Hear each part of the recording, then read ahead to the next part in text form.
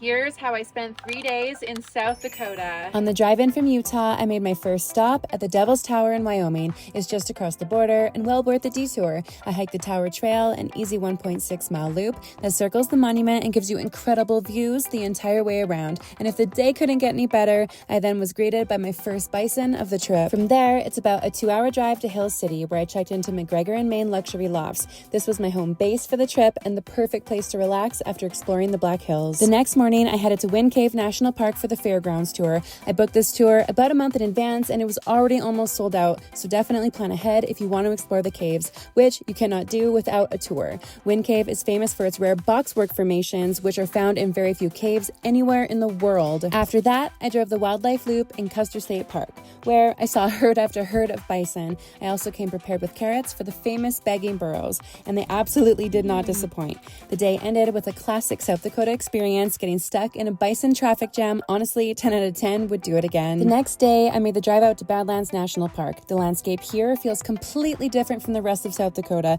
with dramatic rock formations carved by millions of years of erosion. Right up my alley, right? I drove the Badlands Loop, where the cacti were blooming. The wind was absolutely relentless. I stopped at the colorful yellow mounds and checked out the fossil exhibit trail before continuing my search for more bison, which I definitely found. I can't forget, I also made a quick stop at Mount Rushmore, one of those iconic landmarks you have to see at least once in person. And then it was time for what I've been looking forward to the most, the Needles Highway. This scenic drive has been on my bucket list for years and it completely lived up to the hype.